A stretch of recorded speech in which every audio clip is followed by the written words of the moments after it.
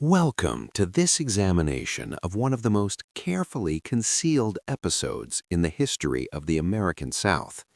Before we proceed, you are invited to pause for a moment and consider where you are listening from and at what hour this narration reaches you. Stories such as this one have traveled across generations, often whispered rather than spoken aloud, carried forward in fragments rather than complete accounts. We are interested in understanding how far and how late such histories now extend. The year was 1847, and Wilkes County, Georgia, rested in a state of uneasy prosperity. The land, long cultivated for cotton, bore the visible markers of wealth: expansive fields, orderly rows of crops, and plantation houses designed not merely for living, but for display. Among these estates stood the Caldwell plantation, occupying nearly 800 acres of gently rising terrain. Positioned atop a low hill, the main house commanded a wide view of the surrounding fields, its white columns and wrap-around veranda visible from a considerable distance. To those passing along the county road, the Caldwell property appeared exemplary, a model of Southern refinement, order, and stability. The name Caldwell was spoken with respect in local circles, associated with commercial success, civic influence, and moral uprightness. Yet beneath this carefully maintained exterior, a sequence of events had already begun to unfold, events that would test the limits of law, family loyalty, and the social order upon which the plantation economy depended. Thomas Caldwell, the owner of the estate, was widely regarded as a disciplined and methodical man. County tax records, business correspondence, and agricultural ledgers portray him as meticulous in both financial and domestic matters. He attended church regularly, served on several local committees, and was often consulted in disputes involving land or trade. His reputation, however, rested not only on his success as a planter, but on his role as the sole parent to his two daughters. Elizabeth and Catherine Caldwell were born in the spring of 1825. Contemporary family records confirm that their mother died shortly after childbirth, a loss that profoundly shaped the household that followed. Thomas Caldwell never remarried. Instead, he dedicated himself to raising his daughters while expanding the plantation's operations, relying heavily on household staff and extended family connections to maintain domestic stability. The twins were identical in appearance to a degree that startled visitors. Surviving descriptions mention their shared height, complexion, and even a small birthmark above the right eyebrow that each bore in precisely the same place. In public settings, they were frequently mistaken for one another, a fact that amused some acquaintances and unsettled others. As they reached adulthood, their resemblance only deepened, reinforcing the perception that they operated not as two individuals, but as a singular presence within the household. By 1847, Elizabeth and Catherine were 22 years old. In a society where marriage was both expectation and obligation, their unmarried status had become a topic of quiet speculation. Letters exchanged among neighboring families hint at curiosity, occasionally bordering on concern. Suitable matches had been proposed and discussed, yet none had resulted in formal engagements. Publicly, this delay was attributed to Thomas Caldwell's exacting standards and his reluctance to entrust his daughters' futures to men he did not fully approve. Privately, however, something else was taking shape. The Caldwell plantation maintained approximately 70 enslaved individuals, a number considered modest but sufficient for its operations. The enslaved population lived in a cluster of wooden structures known simply as the quarters, located roughly half a mile from the main house. The placement was deliberate, close enough for oversight, distant enough to preserve the illusion of separation between the domestic life of the plantation family and the labor that sustained it. Among those enslaved were two men listed in plantation purchase records as Samuel and Elijah. They had been acquired in 1842 from a South Carolina estate undergoing financial collapse.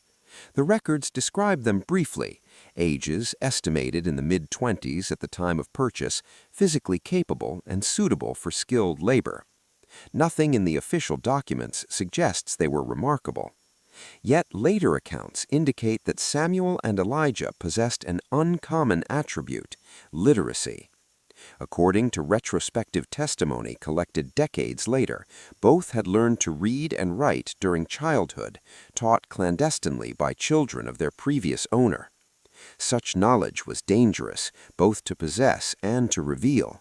For several years after arriving at the Caldwell plantation, they concealed this skill carefully, performing their assigned duties without drawing attention.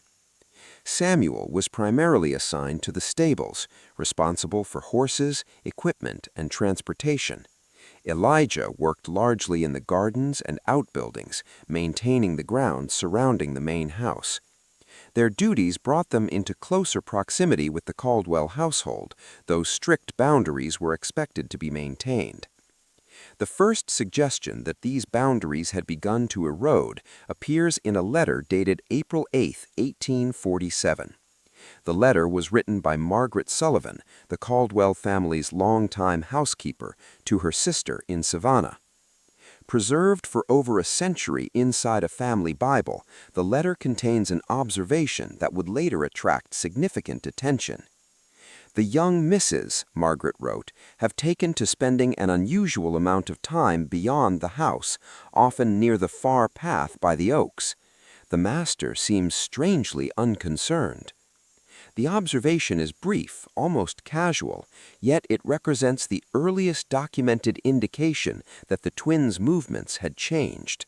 The far path Margaret referred to led towards the quarters, passing through a stand of oak trees that partially obscured the view from the main house. While it was not unheard of for members of the household to traverse this route for practical reasons, the frequency and regularity described in the letter were notable. At the time, the observation raised little alarm. Plantation life depended on rigid hierarchies, and those hierarchies often discouraged scrutiny of behaviors that did not immediately disrupt order. Thomas Caldwell, according to surviving correspondence, did not perceive the situation as problematic. His attention remained focused on crop yields, trade negotiations, and the broader responsibilities of estate management. What he did not see, or chose not to see, was that the patterns of daily life on his plantation were shifting in subtle but consequential ways. The earliest direct evidence of a connection between Catherine Caldwell and Samuel emerged from Catherine's personal diary, discovered in 1964 during the demolition of the original plantation house.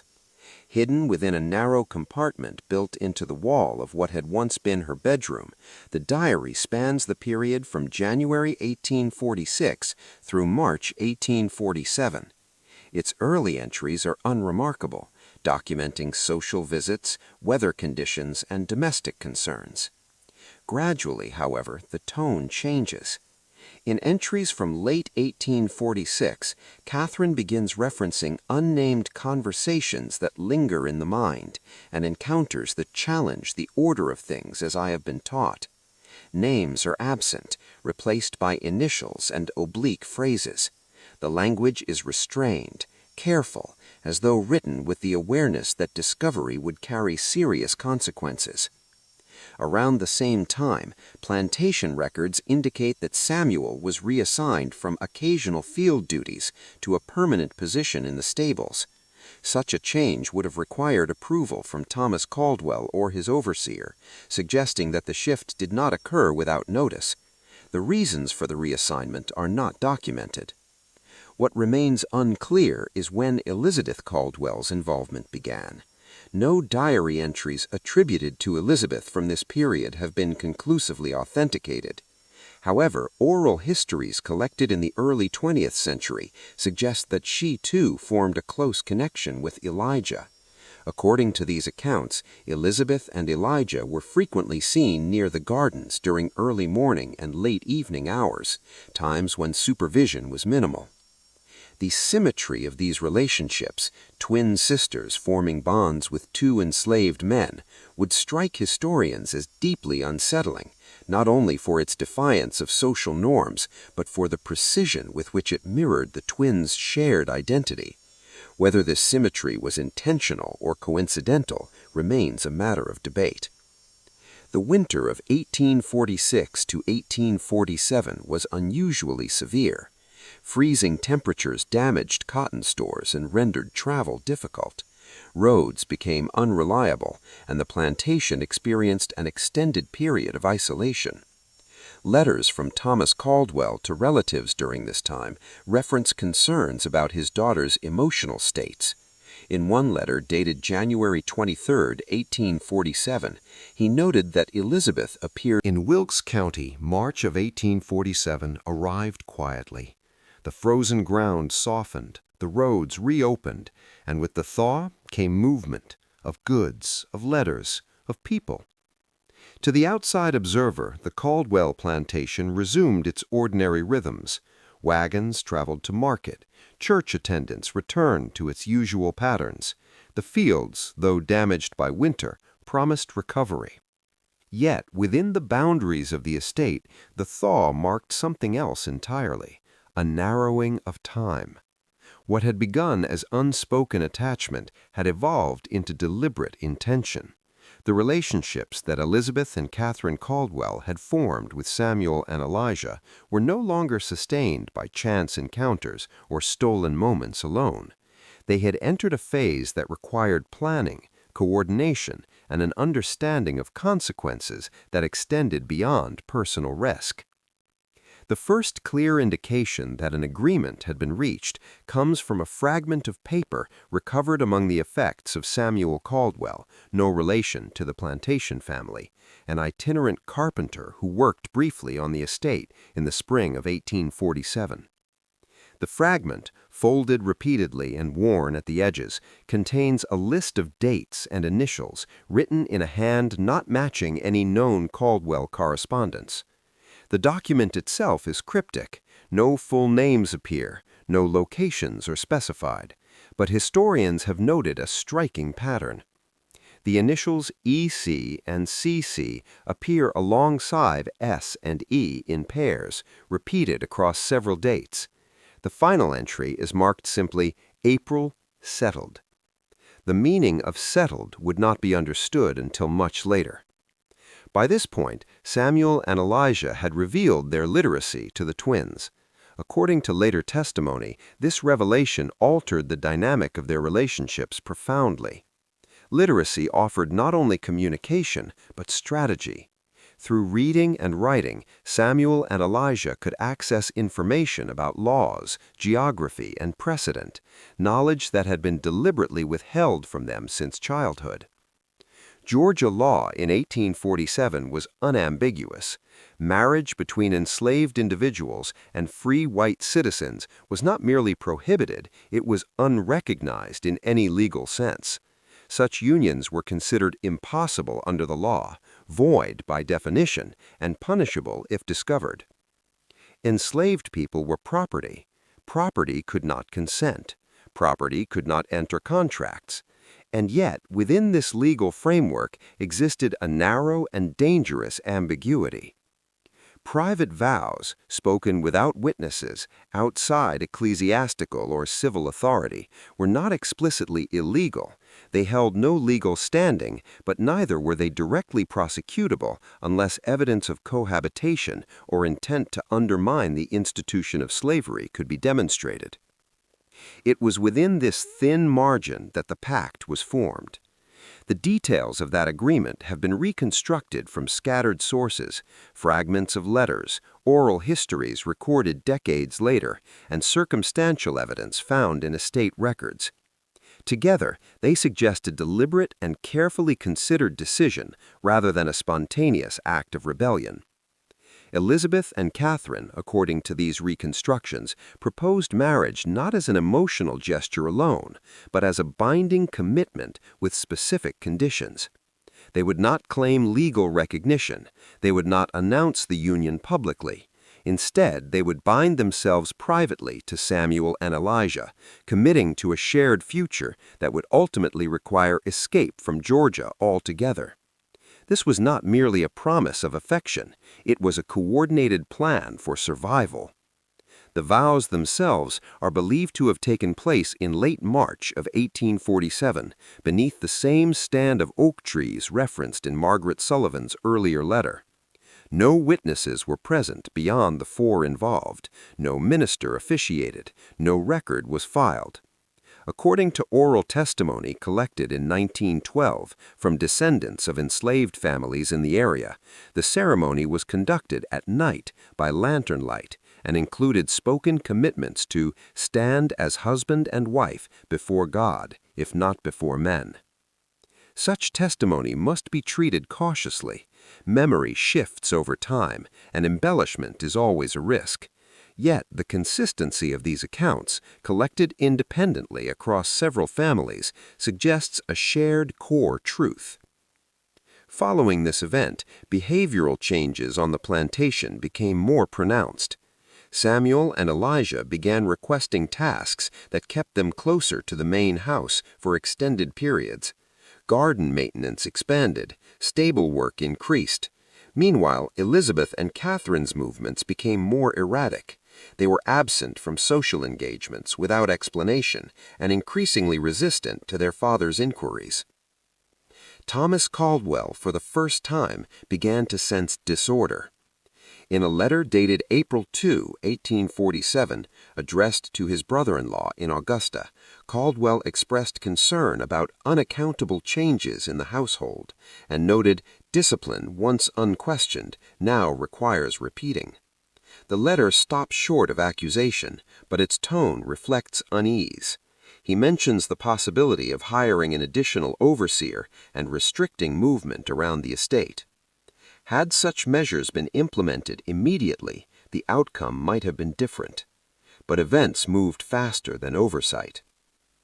On the evening of April 11, 1847, a meeting took place in the small storage building adjacent to the stables. This structure, used primarily for tack and feed, offered relative privacy and was known to be unlocked at night during busy seasons. According to later reconstructions, it was here that the final arrangements were made. Supplies had been gathered gradually, food preserved from winter stores, a small amount of money taken from Catherine's personal allowance, and clothing suitable for travel. Most importantly, Samuel and Elijah had obtained a rough map of routes leading northward, copied painstakingly from a discarded newspaper, and supplemented with information from free black travelers who passed through the region.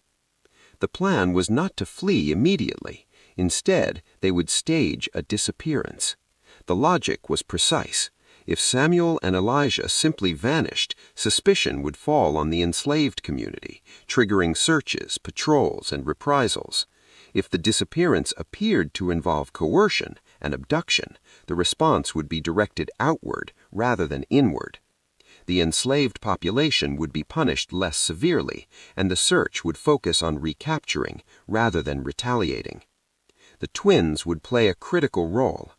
On the morning of April 14th, Elizabeth and Catherine failed to appear for breakfast. By midday, their absence became alarming. Their rooms were found empty. Personal items remained behind, suggesting haste rather than planning. A single shoe belonging to Catherine was discovered near the oak path, its placement appearing deliberate rather than accidental. By evening, the conclusion reached by Thomas Caldwell and his overseer was unavoidable. The daughters had been taken. Search parties were organized immediately. Notices were drafted. Descriptions circulated. The enslaved quarters were questioned, but not violently searched, a restraint that historians attribute to the prevailing belief that the twins had been targeted by outsiders. No one initially suspected Samuel and Elijah. That illusion would hold for only a short time. By April 16th, inconsistencies began to surface.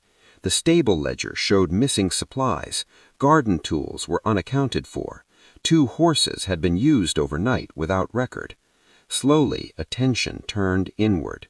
When Samuel and Elijah could not be found, the narrative shifted. What had been considered an abduction became, in the minds of the authorities, a coordinated escape. The response was swift. Local militias were alerted. Notices describing the men were distributed. The twins, once framed as victims, now occupied an ambiguous position, neither accused nor exonerated. Thomas Caldwell refused to entertain the possibility of their complicity publicly, insisting on their innocence even as evidence mounted. Behind closed doors, however, his certainty faltered. By the end of April, it was clear that all 4 had vanished beyond the immediate reach of Wilkes County. The plantation returned to its routines under a shadow of uncertainty. Whispers replaced certainty. Questions multiplied. And somewhere beyond Georgia's borders, 4 individuals bound by a vow that law refused to recognize were attempting to remain invisible. Their survival depended on silence. Their legacy would depend on whether that silence endured. The absence of Elizabeth and Catherine Caldwell, together with Samuel and Elijah, quickly became more than a private calamity. By the final week of April 1847, it had entered the public record. Notices were posted in Wilkes County and beyond, describing 2 young white women believed to have been abducted by enslaved men who had absconded unlawfully. The language was precise, formulaic, and revealing. The twins were consistently referred to as taken, while Samuel and Elijah were identified as runaways, a distinction that preserved the illusion of innocence on one side and criminality on the other. Rewards were offered, descriptions circulated, riders were dispatched along major roads leading north and west. Yet from the outset, the search was marked by a peculiar lack of cohesion. Orders contradicted one another, jurisdictions overlapped, responsibility shifted. Historians have noted that this confusion was not accidental. Thomas Caldwell, despite his public insistence on his daughter's victimhood, quietly undermined the pursuit. Surviving correspondence indicates that he delayed forwarding certain notices and resisted involving federal marshals. In a letter dated April 22, he cautioned a county official against unnecessary spectacle, arguing that excessive attention would only endanger his daughters further. Whether this restraint stemmed from paternal hope, dawning suspicion, or an unwillingness to confront scandal remains unresolved. What is clear is that the response lacked the urgency typically associated with the recovery of white women in the antebellum South. Meanwhile, the 4 fugitives moved carefully, guided by necessity rather than speed. Their initial route took them westward along lesser-used paths, avoiding main roads where patrols were most active. According to later reconstructions, Samuel and Elijah relied heavily on informal networks, free black laborers, sympathetic enslaved individuals, and a small number of white abolitionist contacts whose identities remain largely unknown. Each interaction carried risk. Each decision narrowed their options. Elizabeth and Catherine, accustomed to comfort and security, confronted realities for which no upbringing could prepare them. Travel was conducted mostly at night. Shelter was improvised. Food was rationed. The physical strain alone would have been formidable. The psychological burden was greater still. One fragmentary account, recorded in 1879 by a Methodist minister in Ohio, describes 2 white women arriving at a safe house, exhausted beyond recognition. their clothing worn, their speech cautious and restrained. Though the account does not name them, historians have drawn tentative connections based on timing and circumstance. What cannot be overstated is the danger they faced at every stage. For Samuel and Elijah, capture meant re-enslavement at best, violent punishment or death at worst. For Elizabeth and Catherine, discovery would result in social obliteration, confinement, or forced separation. Their presence complicated every interaction, drawing attention even when silence was maintained. As the weeks passed, pursuit intensified in some areas and dissipated in others. Reports emerged of sightings in South Carolina, Alabama, and even as far as Tennessee. Most were false. Each false lead diluted the focus of the search. By early May, official interest began to wane. Plantation economies were unforgiving of prolonged disruption. Attention shifted back to crops, labor, and trade. The disappearance became an unresolved matter, uncomfortable and inconvenient. Without new evidence, authorities allowed the case to stagnate. It was during this lull that the group crossed into a different legal landscape. Crossing state lines did not confer safety, but it altered jurisdiction. The farther they moved from Georgia, the more fragmented the authority pursuing them became. Records from Kentucky and Ohio suggest that by midsummer of 1847, 4 individuals matching their descriptions had entered regions where anti-slavery sentiment, though not universal, was more openly expressed. What followed was not freedom in any meaningful sense, but concealment. Names were altered, stories were simplified, relationships were concealed behind acceptable fictions. Elizabeth and Catherine were introduced as widowed sisters. Samuel and Elijah were described as hired hands or distant relations. Marriage, if acknowledged at all, was spoken of obliquely. No public ceremony marked their union. Yet private evidence suggests that they continued to regard themselves as bound. A letter preserved in a small Ohio archive, unsigned and undated, speaks of a vow taken beyond law but not beyond conscience. The phrasing mirrors language used in Catherine's earlier diary entries, though definitive attribution remains elusive. The absence of legal recognition forced the group into constant negotiation with the world around them.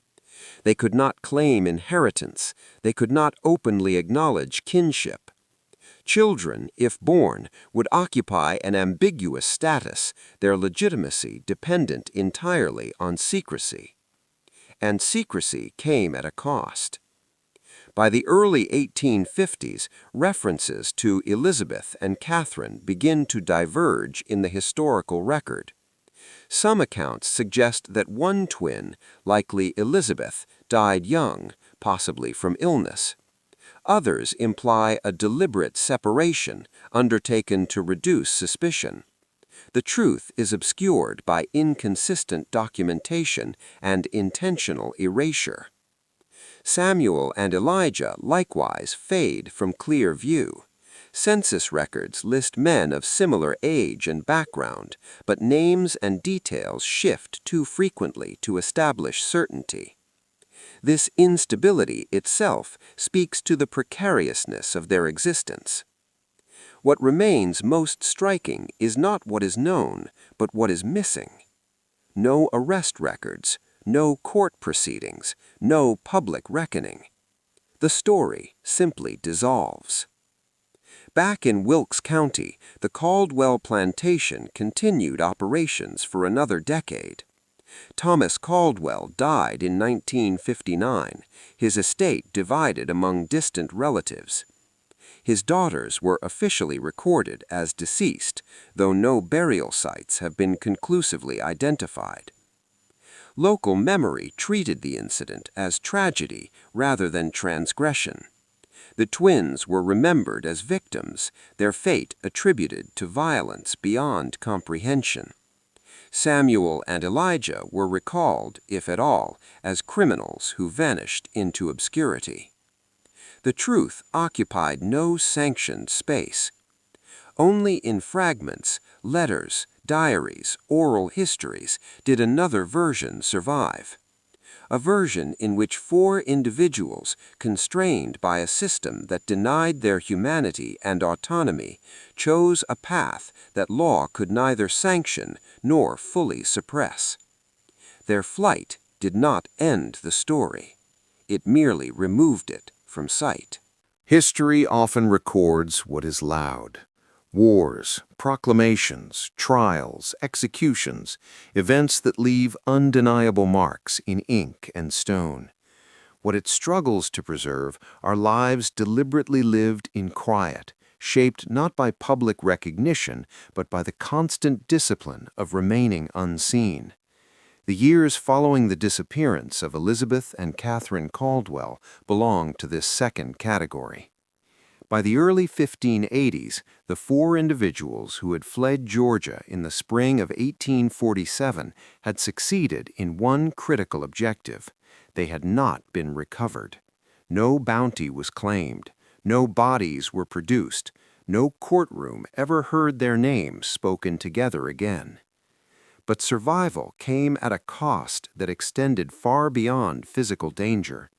For Elizabeth and Catherine, freedom did not mean restoration, it meant reinvention under permanent constraint.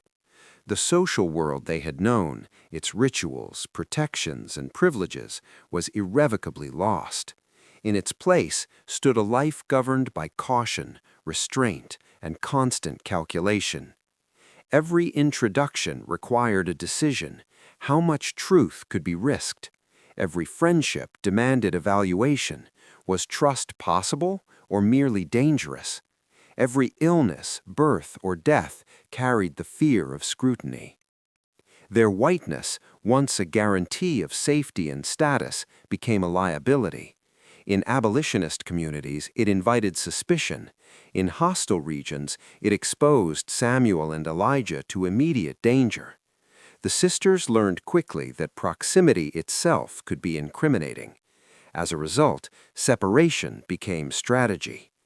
Evidence suggests that by the mid-1850s, the group no longer lived as a single unit. Some historians argue this division was emotional, others believe it was purely tactical. Regardless of motive, the outcome was the same. The twins' shared story fractured into parallel lives, connected by memory, but divided by necessity. One persistent thread places Catherine and Samuel in Pennsylvania.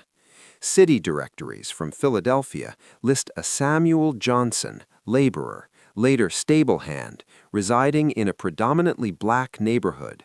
In several entries, a woman named Catherine appears in the same household, identified inconsistently as wife, relative, or simply adult female.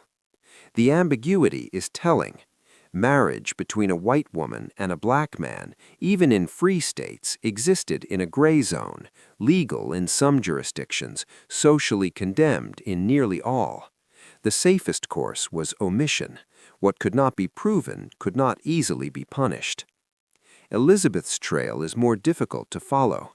A series of church records from upstate New York reference an Elizabeth Davis, widowed, originally from the South, living with a man named Elijah Davis, described as colored or mulatto. The entries are sparse, deliberately uninformative. No origin is listed, no prior history acknowledged. This was not oversight, it was survival. The Fugitive Slave Act of 1850 transformed silence from preference into necessity.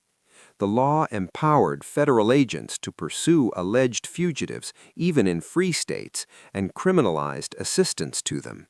It erased any illusion of safety the North had offered. For Samuel and Elijah, the danger intensified. For Elizabeth and Catherine, it became existential.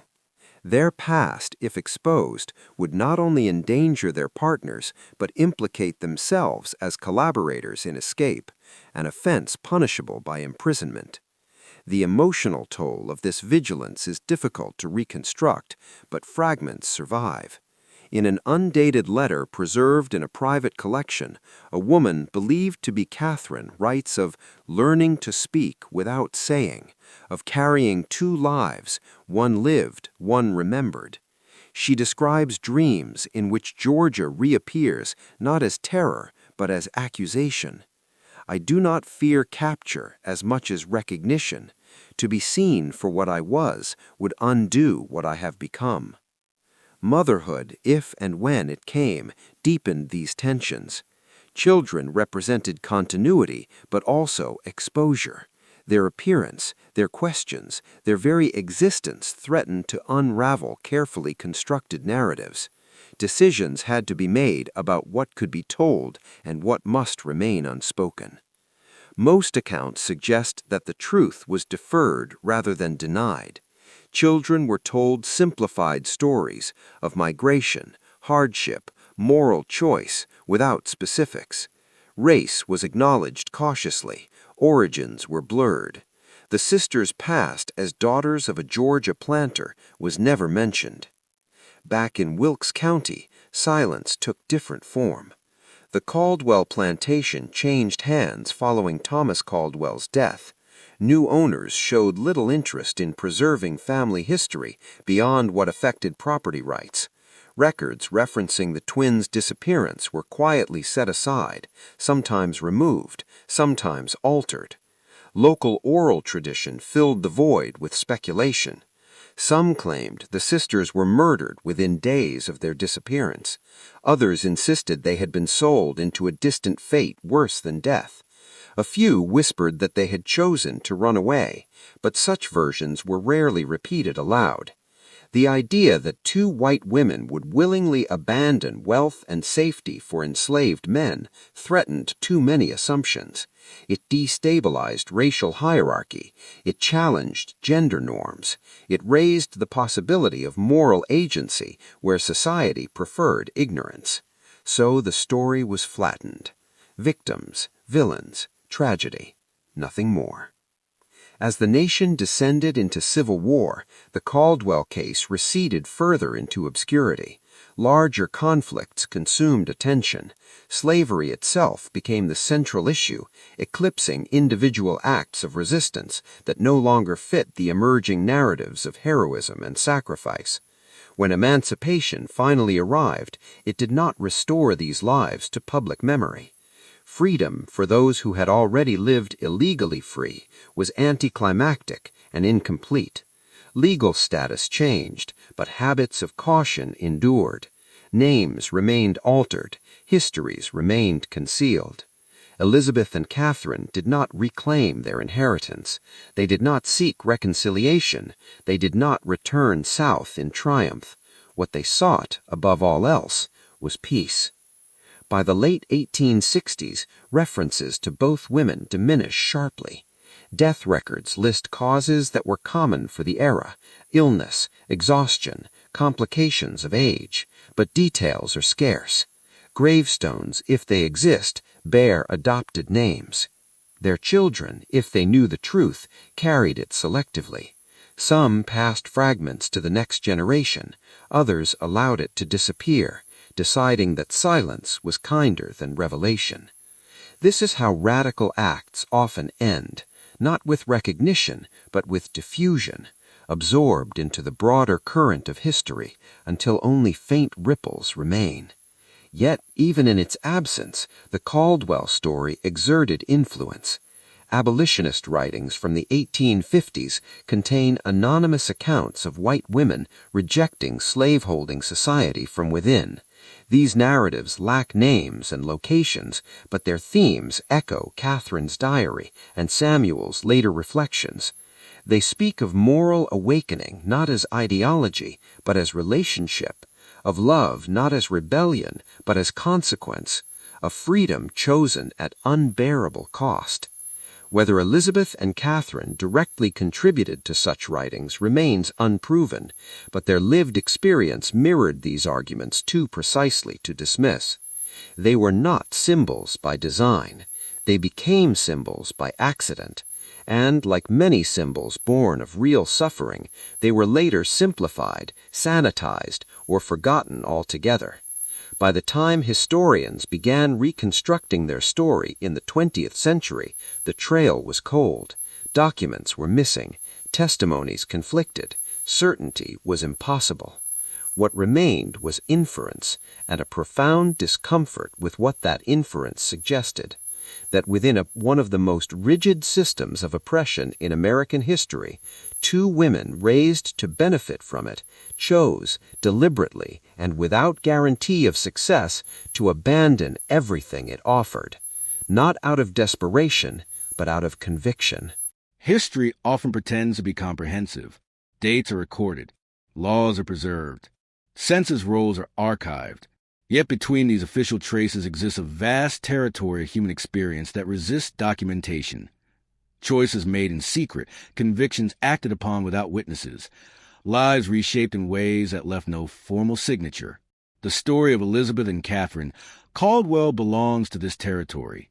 What we know of them arrives to us not as a clean narrative, but as fragments, a letter whose tone betrays unease, a diary entry written in haste, a marriage certificate too dangerous to acknowledge, census lines that conceal more than they reveal.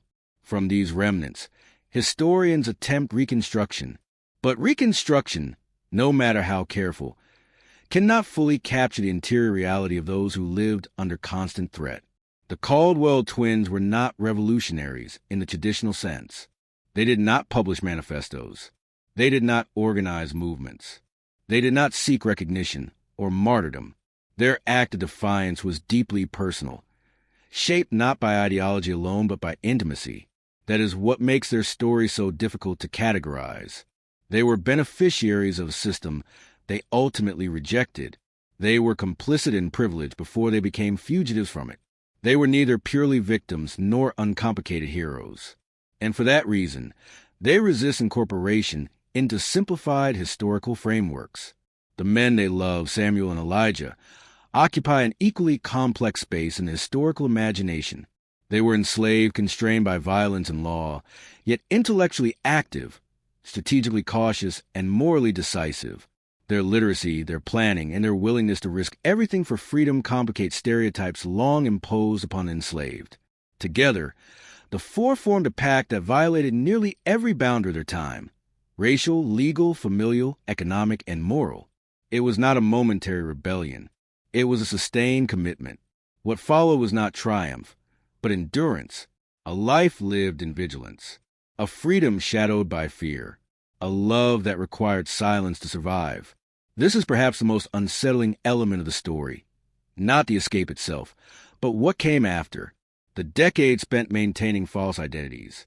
The emotional discipline required to suppress one's past. The burden of knowing that truth, if spoken, could destroy everything that had been built. Modern audiences often imagine freedom as an event, a crossing, a proclamation, a moment of arrival. For the Caldwell twins and their partners, freedom was a practice, daily, exhausting, never complete. Even after emancipation, even after collapse of the legal framework that had defined them as criminals, the habits of concealment endured. Names remained altered. Histories remained edited. The risk had changed, but it had not disappeared. This persistence of silence shaped how the story entered the historical record, if it entered at all.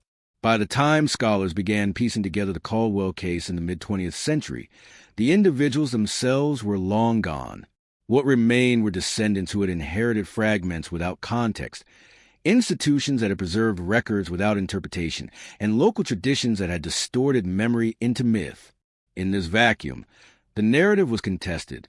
Some dismissed it as exaggeration. Others reframed it as tragedy without agency. A few attempted to romanticize it, stripping it of its moral complexity in favor of sentimental rebellion. But the truth, insofar as it can be known, is less comfortable than any of these versions. Elizabeth and Catherine Caldwell did not escape into a better world. They escaped into a narrower one, a world where every choice was constrained by the need to remain invisible, where love had to be balanced against survival, where moral clarity did not guarantee safety. And yet, they chose it anyway. That choice continues to unsettle because it exposes a reality that history often prefers to obscure, that moral awakening does not require victimhood, and that resistance can emerge even among those most invested in maintaining the status quo. The Caldwell twins were not forced into rebellion by suffering. They were compelled by recognition, by the gradual, irreversible understanding that the system sustaining their comfort depended upon the dehumanization of others. Once seen, it cannot be unseen. Their story also challenges assumptions about the rigidity of historical roles. It reminds us that enslaved individuals were not passive recipients of freedom, but active participants in its pursuit, that alliances could form across imposed boundaries, that affection and intellectual connection could undermine structures designed to prevent precisely such outcomes. It is tempting to ask whether their actions change history. On a national scale, the answer is likely no. The institution of slavery did not fall because 4 individuals fled a Georgia plantation. The war that ended it was shaped by forces far larger. But history is not only measured by structural change. It is also measured by precedent, by the demonstration that alternatives were imaginable even if rare, by the proof that choices existed, even when they carried devastating cost. The Caldwell case does not tell us what most people did. It tells us what was possible. That possibility is precisely what made the story dangerous, and why it was buried. For nearly a century, the official version persisted.